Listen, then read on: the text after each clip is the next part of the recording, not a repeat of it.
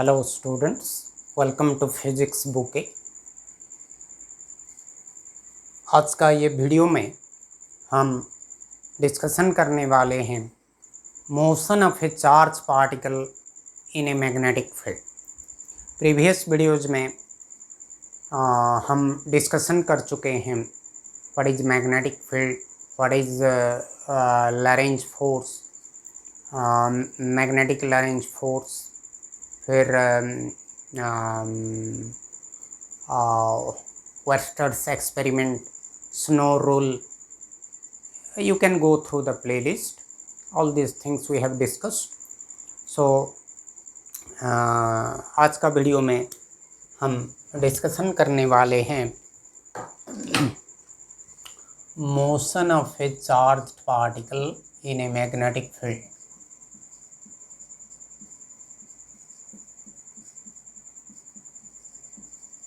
Charged particle in a magnetic field।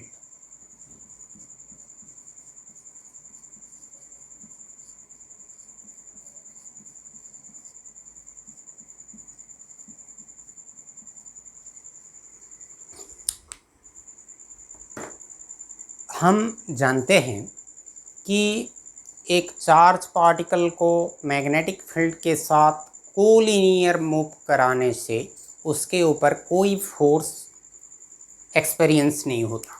हम जानते हैं magnetic force is given by Q into cross product of velocity and magnetic field intensity. तो जब vector v और vector b collinear होते हैं उनके बीच में एंगल 0 डिग्री या 180 डिग्री बन जाता है, तो ये 0 हो जाता है और फोर्स 0 हो जाता है। So a charge particle moving colinear with the magnetic field does not experience any force. तो उसको छोड़ के वही ओ केस को छोड़ के, ओ कोलिनियर मूवमेंट केस को छोड़ के हम और दो केसेस डिस्कशन करेंगे। पहला केस है if the charge particle is moving perpendicular to the magnetic field, एक केस है। और दूसरा केस है if the charge particle is moving with an angle to the magnetic field, with an angle other than 0 degree, 90 degree और 180 degree. 0 degree, 90 degree, 180 degree को छोड़ के और कोई एंगल में एंगल बना के वो चार्ज पार्टिकल मूव करेगा तो क्या होगा, उसका मोशन किस टाइप का होगा। तो वो दो केसेस हम डिस्कशन करेंगे। तो चलो शुरू करते हैं। तो हमारा पहला केस है केस 1 जो है, ये केस 1 में हम डिस्कशन करेंगे कि charged particle is moving perpendicular to the magnetic field. Charged particle moving perpendicular to the magnetic field. ये जो केस है, ये केस में हमारा मैग्नेटिक फोर्स जो होता है हमारा क्यू वी क्रॉस बी। तो इसका मैग्नीट्यूड हम लेंगे, तो मैग्नीट्यूड लेंगे तो क्या होगा, q v b sine 90 degree, क्योंकि perpendicular to the magnetic field. तो sine 90 degree 1, so it will be q v b and this is the maximum force, maximum magnetic force possible. So this maximum force, due to this maximum force on the charge particle moves in a circular path. In this case the charge particle moves in a circular path, and that circular path must be perpendicular, the plane of the circle must be perpendicular to the direction of the magnetic field. Suppose magnetic field इस direction में है तो circle का plane उसके साथ perpendicular होगा, ऐसा होगा। सपोज मैग्नेटिक फील्ड ये डायरेक्शन में है तो सर्किल का प्लेन ऐसा होगा। सो सर्किल का plane, the plane of the circle must be perpendicular to the direction of the magnetic field. क्योंकि हमारा सर्किल में क्या होता है, रेडियस और टांजेंट दोनों परपेंडिकुलर विथ ईच अदर। तो हम याद रखेंगे कि जब भी कोई चार्ज पार्टिकल मैग्नेटिक फील्ड के साथ परपेंडिकुलर होकर मूव करता है तो वो एक सर्कुलर पाथ में मूव करता है, और वही सर्कुलर पाथ का प्लेन मैग्नेटिक फील्ड के साथ परपेंडिकुलर होता है। तो अभी आओ सर्कुलर पाथ को, ये सर्कुलर पाथ में सपोज ये सर्कुलर पाथ का रेडियस r है और मैग्नेटिक फील्ड तो हम पी लिए। तो जब भी कोई पार्टिकल या ऑब्जेक्ट सर्कुलर पाथ में मूव करता है तो वो एक सेंट्रीपेटल फोर्स एक्सपीरियंस करता है, और वो सेंट्रीपेटल फोर्स का वैल्यू कितना होता है, उसका एक्सप्रेशन है mv²/r। ये है सेंट्रीपेटल फोर्स का expression, where v is the velocity, r is the radius of the circle और m is the mass of the charge particle। तो ये जो सेंट्रीपेटल फोर्स कहाँ से आता है, ये सेंट्रीपेटल फोर्स ये this is provided by the magnetic force. कौन प्रोवाइड करता है, ये जो मैक्सिमम मैग्नेटिक फोर्स QVB ये प्रोवाइड करता है सेंट्रीपेटल फोर्स। इसके वजह से सेंट्रीपेटल फोर्स जेनरेट होता है। तो इसका magnitude must be equal to the magnitude of the magnetic force. मतलब सेंट्रीपेटल फोर्स का वैल्यू मैग्नेटिक फोर्स का वैल्यू के साथ सेम होगा, क्योंकि ये प्रोवाइड करता है, ये जेनरेट करता है सेंट्रीपेटल फोर्स। तो हमारा mv²/r will be equal to QVB। तो दोनों तरफ से एक भी कैंसिल हो जाएगा, तो हमारा r का वैल्यू कितना होगा, r का वैल्यू हो जाएगा mv/QB। तो ये हो गया r का expression, radius of the circular path. जो रेडियस में जो सर्कुलर पाथ में मूव करेगा उसका रेडियस का एक्सप्रेशन। यहाँ एक चीज़ हम मार्क करेंगे कि radius is directly proportional to speed of the particle, r is proportional to v। So हमारा radius of the path is proportional to speed of the particle.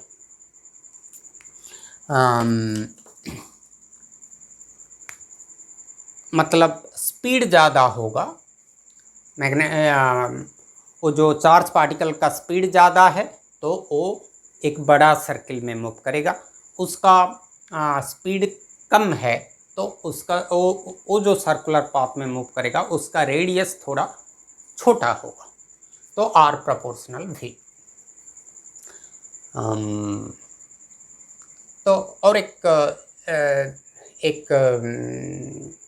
मैं रिलेट करने वाला हूँ, ये जो रेडियस मोमेंटम के साथ उसका रिलेशन कैसा है, काइनेटिक एनर्जी के साथ उसका रिलेशन कैसा है, वो न्यूमेरिकल प्रॉब्लम में ज़्यादा आता है। तो हम जानते हैं मोमेंटम क्या है, momentum p is equal to mass into velocity. तो मोमेंटम मास इंटू वेलोसिटी है, मास तो कंस्टेंट है, हम रिलेटिविटी को नहीं जाएंगे तो मास कंस्टेंट है, तो हमारा p डिपेंड्स ऑन v और r is proportional to v। तो दिस इम्प्लाइज दैट हमारा r is proportional to momentum. तो मोमेंटम बढ़ेगा तो सर्कुलर पाथ का रेडियस भी बढ़ेगा, तो ये भी एक रिलेशन है। और मोमेंटम हमारा काइनेटिक एनर्जी के साथ भी रिलेटेड है, kinetic energy is equal to momentum is equal to √2m k। हमारा P is equal to m v, और kinetic energy is equal to half m v square. तो भी स्क्वायर क्या होगा 2k/m, और भी क्या होगा √2k/m। इसको लेकर यहाँ डाल दो तो ये मिल जाएगा। तो हमारा P is equal to √2m/k।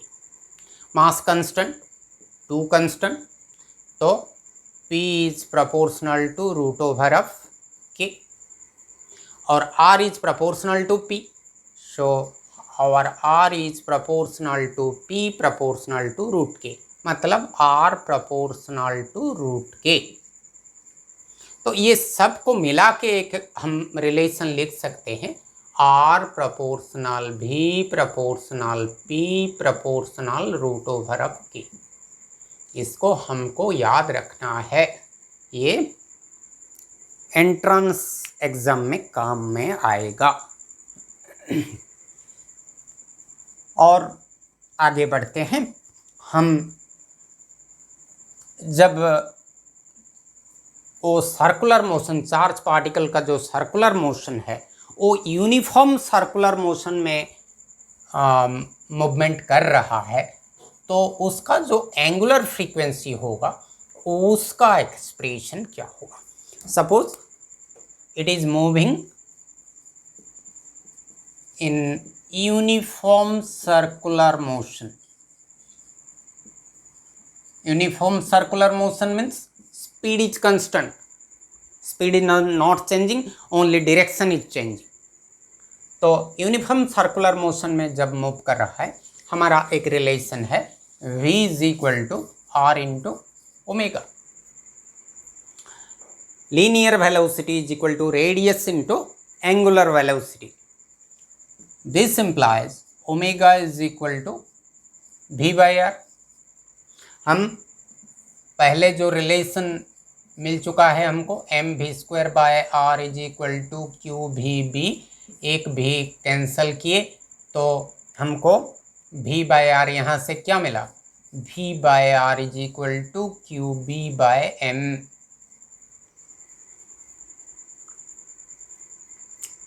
Centripetal force is equal to magnetic force, so v/r is equal to qb/m। तो यहाँ v/r की जगह हम qb/m लिख सकते हैं। तो omega is equal to qb/m, ये फार्मूला हमको याद रखना है। ये जो एंगुलर फ्रीक्वेंसी है, ये एंगुलर फ्रीक्वेंसी को गायरो फ्रीक्वेंसी और साइक्लोट्रॉन फ्रीक्वेंसी बोलते हैं। साइक्लोट्रॉन फ्रीक्वेंसी, और इसको गायरो फ्रीक्वेंसी भी बोलते हैं।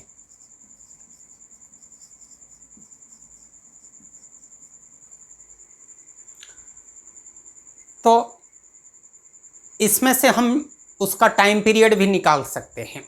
टाइम पीरियड मतलब उसका जो एक रोटेशन के लिए, एक सर्कुलर पाथ में एक कंप्लीट रोटेशन बनाने के लिए कितना टाइम लगता है, वो हम निकाल सकते हैं। हम जानते हैं ओमेगा इज इक्वल टू क्या है, 2π टाइम पीरियड। तो टाइम पीरियड क्या होगा 2π/ओमेगा, ओमेगा के जगह qb/m। So t is equal to 2π/qb/m। तो m ऊपर चला जाएगा, t is equal to 2πm/qb।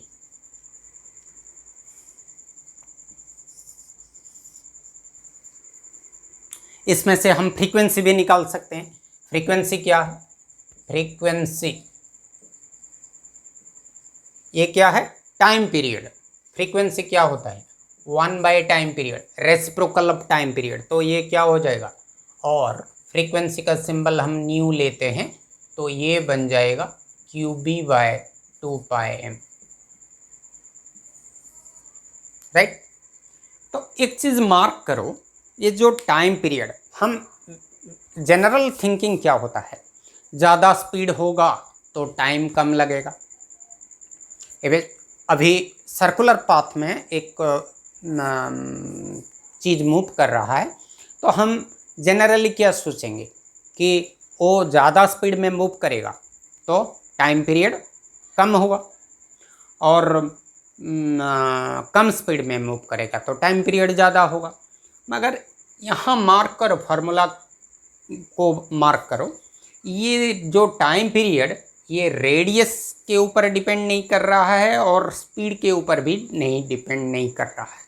So time period and frequency they are independent of the speed of the particle and as well as the radius of the circular path in which it is moving. Remember, so frequency and time period are independent of r and v, radius of the circular path and speed of the particle. But एक चीज़ के ऊपर depend करता है, ये magnetic field के ऊपर depend करता है, मैग्नेटिक फील्ड का मैग्नीट्यूड के ऊपर डिपेंड करता है, और एक चीज़ के ऊपर डिपेंड करता है Q by m. Q by m जो कि इसको स्पेसिफिक चार्ज बोलते हैं, इसको स्पेसिफिक चार्ज। इलेक्ट्रॉन के लिए E बाय एम। तो टाइम पीरियड और frequency they depend on two factors. What are those two factors? One is magnetic field का intensity और दूसरा specific charge जो कि Q by M, charge by mass. तो ये जो प्रिंसिपल है, ये प्रिंसिपल हमारा साइक्लोट्रॉन में यूज होता है। साइक्लोट्रॉन क्या है? ये एक पार्टिकल एक्सेलरेटर है। हमारा चार्ज पार्टिकल को एक्सेलरेट कराने के लिए जब हम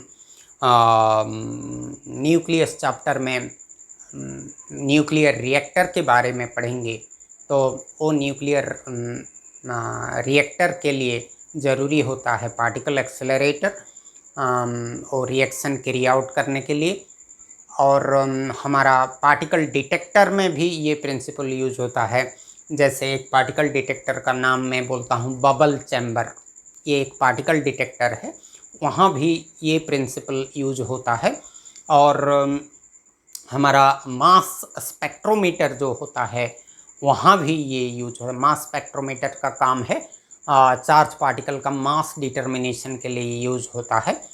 तो this principle is used in हमारा particle accelerator like cyclotron, particle detector like bubble chamber and mass spectrometer. So these are some applications of this principle. तो अभी हम क्या डिस्कशन किए? पहला केस में क्या डिस्कशन किए कि जब चार्ज पार्टिकल मैग्नेटिक फील्ड के साथ परपेंडिकुलरली मूव करता है तो हमारा उसका मोशन कैसा होता है? वो सर्कुलर पाथ में होता है, और वो सर्कुलर पाथ के लिए हम रेडियस का एक्सप्रेशन निकालें, एंगुलर फिर साइक्लोट्रॉन फ्रीक्वेंसी और गायरो फ्रीक्वेंसी निकालें, फिर टाइम पीरियड और फ्रीक्वेंसी भी निकालें, उसका एप्लीकेशन डिस्कस किए। तो ये एक केस है। दूसरा केस है केस टू। केस टू में हम क्या डिस्कशन करेंगे? जब चार्ज पार्टिकल मैग्नेटिक फील्ड के साथ कोई एंगल बना के मूव कर रहा है तो उसका मोशन कैसा होगा?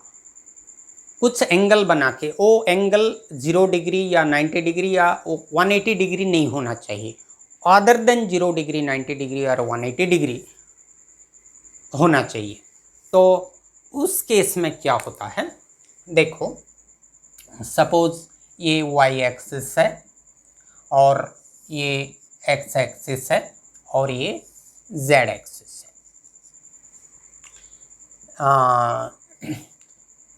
Suppose charge particle is moving with A velocity v making an angle theta with the magnetic field.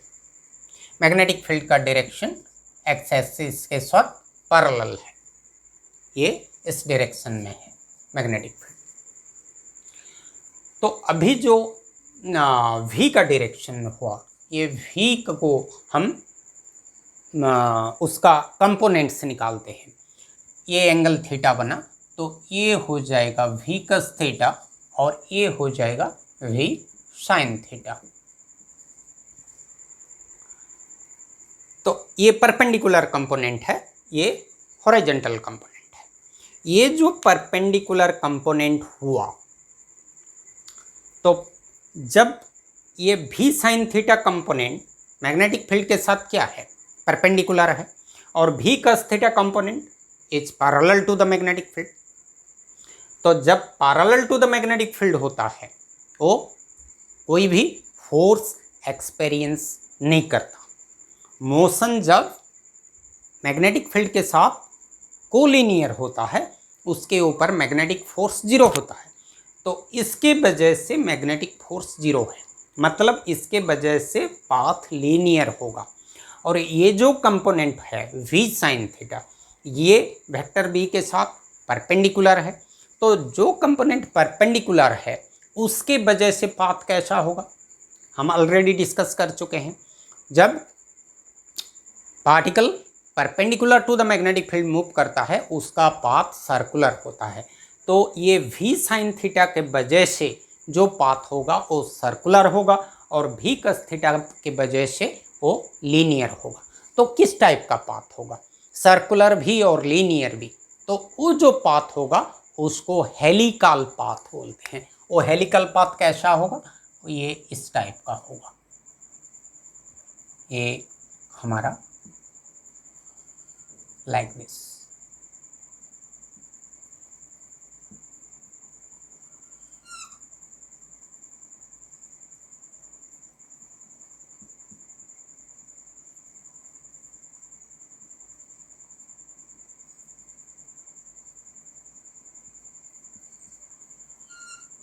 सो ये एक हेलिक्स, ये मैग्नेटिक फील्ड का डायरेक्शन है। ये जो पाथ है ये हेलिकल पाथ है। जैसे एक स्प्रिंग, सो लीनियर मोशन भी और सर्कुलर मोशन भी। ये circle perpendicular to the magnetic field. और ये जो एक रोटेशन में जो लीनियर डिस्टेंस ट्रैवल करता है, ये जो लीनियर डिस्टेंस ट्रैवल करता है एक रोटेशन में, इसको बोलते हैं pitch. The linear distance moved by the charge particle in one rotation is called pitch. इसको सिंबलाइज करते हैं स्मॉल p के स्मॉल p का सिंबल देते हैं। तो ये पिच का एक्सप्रेशन भी हम निकालेंगे। तो यहाँ जो हमारा रेडियस होगा, हमारा क्या होगा, यहाँ mv²/r is equal to qvv। Okay, इसमें हो रहा। तो यहाँ v की जगह क्या होगा, v sin थीटा। सो हम लिखेंगे mv sin थीटा का square is equal to q into v sin theta into b, ऐसा लिखेंगे। तो यहाँ क्या होगा, ये जो v और यहाँ का जो v² एक कैंसिल हो जाएगा mv, और sine theta sine square theta एक साइन थीटा रहेगा। So mv sin theta by r is equal to qb। हम जानते हैं speed is equal to distance by time, distance by time. तो time is equal to distance by speed, distance by speed. So distance हमारा होगा 2πr और speed होगा v sin theta था कि हमारा r बना था mv² sin theta sine square theta mv²/r is equal to qv sin theta into b। तो एक भी साइन थीटा कैंसिल हो गया, तो हमारा r इज इक्वल टू बना था m v sine theta by q b operation होगा। तो r का वैल्यू यहाँ डाल देते हैं, तो यहाँ डाल देने से हमारा टाइम पीरियड क्या बनेगा, तो time period is equal to हो जाएगा 2 pi m v sine theta by q b v sine theta. तो v sine theta cancel, so हमारा time period 2 pi m by q b. और केस 1 में भी इतना था और केस 2 में भी इतना है। फ्रीक्वेंसी हो जाएगा q b by 2 pi, right. और पिच क्या होगा, हमारा पिच होगा, pitch is equal to v cos theta into time period, speed into time will give us distance. Distance is pitch, linear distance traveled in one rotation, so it is the distance traveled. So distance is equal to speed into time. Time के जगह ये डाल दो, तो हमारा value कितना हो जाएगा 2 pi m v cos theta by q b. This is the expression for pitch of the helix. So यहाँ पाथ होगा हेलिकल, टाइम पीरियड का एक्सप्रेशन, फ्रीक्वेंसी का एक्सप्रेशन सेम रहेगा, आर का एक्सप्रेशन थोड़ा चेंज होगा, m v by q b था वहाँ, यहाँ एक साइन थीटा अटैच होगा, और पिच का वैल्यू एक्सप्रेशन ये रहेगा। और इसका एप्लीकेशन इसका एप्लीकेशन जो चार्ज पार्ट इलेक्ट्रॉन माइक्रोस्कोप में ये प्रिंसिपल यूज होता है, वर्किंग ऑफ इलेक्ट्रॉन माइक्रोस्कोप। और हमारा जो टीवी देखते हैं, टेलीविज़न का पिक्चर ट्यूब में भी ये एक प्रिंसिपल यूज होता है। और एक अच्छा एप्लीकेशन है हमारा जो न्यूक्लियर फ्यूजन में प्लाज्मा को कन्फाइन करने के लिए। एक्चुअली न्यूक्लियर फ्यूजन में ज़्यादा टेम्परेचर कैरी और nuclear fusion process carry out करने के लिए बहुत लार्ज टेम्परेचर यूज़ होता है, ज़रूरत होता है। तो वही उसके लिए हमको मैग्नेटिक बॉटल में कुछ प्लाज्मा कन्फाइन करना पड़ता है। तो वो प्लाज्मा को मैग्नेटिक बॉटल में कन्फाइन करने के लिए भी ये प्रिंसिपल यूज होता है। और एक एप्लीकेशन भी है कि हमारा जो इक्वेटोरियल रीजन होता है, हमारा 2 रीजन है, पोलर रीजन और इक्वेटोरियल रीजन। हमारा अर्थ का जो ज्योग्राफिकल रीजन्स है, इक्वेटोरियल रीजन और पोलर रीजन होता है। तो इक्वेटोरियल रीजन में अर्थ का जो मैग्नेटिक फील्ड होता है वो क्या करता है, कॉस्मिक रेज को वो इक्वेटोरियल रीजन को जाने नहीं देता। तो और वो एक रेडिएशन बेल्ट क्रिएट करता है, उसको वैन आलन रेडिएशन बेल्ट बोलते हैं। वैन आलन रेडिएशन बेल्ट बोलते हैं। वैन एलन के नामानुसार ये हुआ है। तो वो रीजन में, वो वैन एलन रेडिएशन बेल्ट में वो कॉस्मिक रे कन्फाइन हो जाता है, वो इक्वेटोरियल रीजन को पहुंच नहीं पाता, मगर पोलर रीजन में पहुंच पाता है। पोलर रीजन में क्या होता है, वो कॉस्मिक रे जब पहुंचता है एटमॉस्फेयर के साथ उसका रिएक्शन होके कलर्ड लाइट दिखाई देता है, उसको अरोरा बोलते हैं। अरोरा, AURORA, ये पोलर रीजन में दिखाई देता है। और वैन एलन रेडिएशन बेल्ट हमारा इक्वेटोरियल रीजन का फेनोमेनन है। So these are the applications of second case.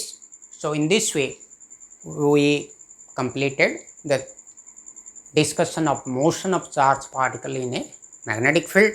और बहुत सारे इंटरेस्टिंग टॉपिक्स है ये चैप्टर में, हम ग्रेजुअली डिस्कशन करने वाले हैं। देखते रहिए। बाय।